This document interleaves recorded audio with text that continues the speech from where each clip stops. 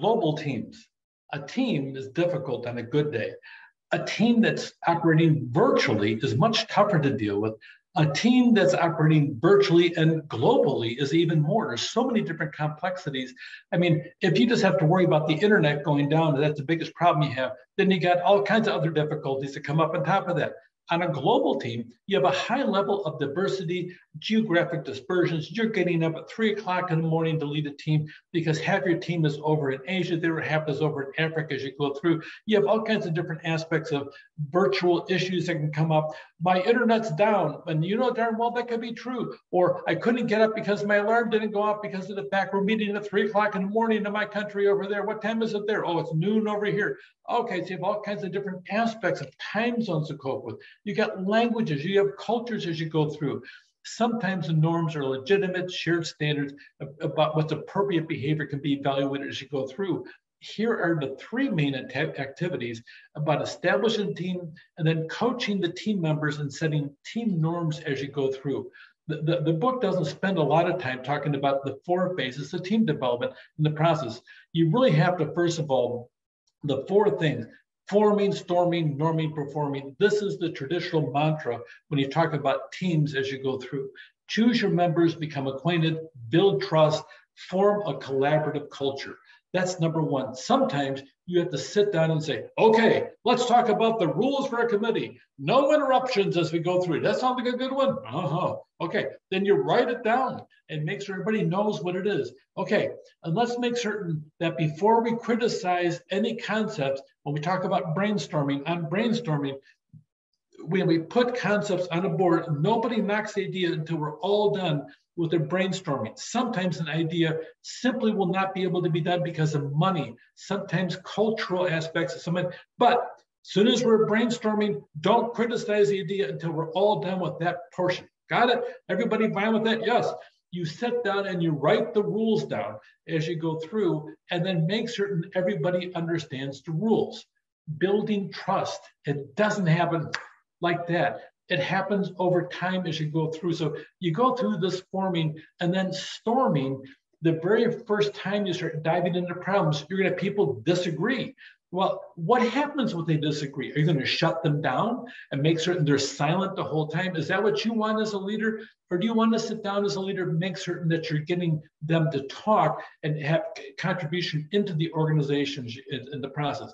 So the storming part is a big thing, and I've never once seen a great team unless it's gone through a storming period. I have seen teams before that haven't, and nothing but a rubber stamp for the leader says, whenever you say boss, those are some of the worst teams because they're not creative, they don't have much input, and the boss is there the entire time. And then you go through the aspect of norming as you go through, discuss the alternatives as you go through, as to how you handle the criteria and so on. And then finally, you go through performing. The data actually shows sometimes the minimum time a functioning team can actually work at a high level is about 6 months. And sometimes it takes 3 years to go through. On a global basis, you're probably closer to the 3 than you are the 6. So a good team takes time to develop, and a good team leader knows these 4 rules: forming, storming, norming, and performing as you go through. And then on top of that, that's a normal team. You add it to the global complexity. You want to increase the multiplicity, the interdependence, and the ambiguity that you're going to go through. And then on top of that, you have to even talk about the cultural differences as you go through from different countries, different customs, different time zones as you go through, different languages, and talk about how management is dealt with over here in South America versus North America versus China versus England versus Russia as you go through. There's different cultural contexts and different subcontexts as you go through in the process.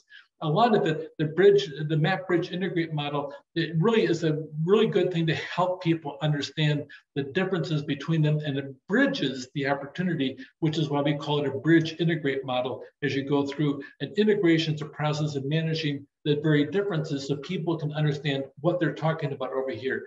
Here you see a really very different, a multicultural team meeting, and they really have different customs and norms, anywhere from the way they talk, how they stand, how they talk to each other, even to the clothing that they wear as you go through. And then if you took this team over here, at least they're face to face. you add the aspect of being virtual and then being geographically dispersed with different time zones, and then all the issues of technology that can be raised and not solved as you go through. It really can be a crisis just getting the team together just to meet in the process as you go through. Sometimes the questions that are what are the rewards between performance and team performance, or a combination of the two? How do you deal with that as you go through? Some countries, they actually operate on a slower term. You go to Spain, they take a 3 to 4 hour lunch break every single afternoon, and they come back and they work from 5 to 8 o'clock at night. It's a very different culture than the United States, where you're out at 5 and you go home and have your dinner then in the process. So how do you cope with that? What about loafing? Because you're part of a team, you're part of a global group. And so, well, I'm not the one ultimately responsible. It's a team effort. We don't strive as a team. Well, how do you sit down there, integrate them? Is it a compensation issue, a reward issue as you go through, or do you have to go back to that whole fear process we talked about power as you go through? So there's 5 areas on a global team that really is different about the balance of the team and the rewards, the nature of the task, the stability, the national cultures of team members, the labor laws affecting compensation, and the available reward options as you go through. You may have to go back to the lesson we talked about the 5 bases of power, and apply them in the aspect of how you deal with different cultures, because each one of those bases of power will be different, have a different impact in that culture as you go through. Lewin came up with a 3-stage process that's probably the most quoted thing about change as you go through. When you want to create change, you unfreeze the current model and you shuffle all the components as you go through. It's all moving as you go through. Then to practice, often a lot of confusion, people don't know what's going on. And then you refreeze. From now on, this is our new model. Da, da, da, da, da. And you follow that process. It's called Lewin's the 3-stage process you go through. Here's another one that's got 8, and it really is more effective for a global process. Increase the urgency, develop a guiding team, change vision, communicate the vision for buy-in. You really want to follow this whole thing, generate short-term wins that are rewarded, and don't let up as you go through, and then make the change stick through leadership development and succession as you go through. This is probably a much better detailed thing and could probably easily supplant the Lewin model. It depends where you're coming from as you go through. But of all things, make certain that you are leading the change and getting buy-in as you go through. This model here helps you get buy-in as you go through, because you're developing the team to go through with a philosophy and the process, so everybody is on the same page as you go through. So leading global teams, a cultural knowledge is a big thing. Know the difference between high context and low context cultural awareness. We talked about that early on in the course. And all teams, it doesn't matter, global, domestic, whatever, they go through forming, storming, norming, and then performing. International teams, they add multiplicity, interdependence, and ambiguity as you go through, and then technology plays a much larger role in communication on global teams. Take care.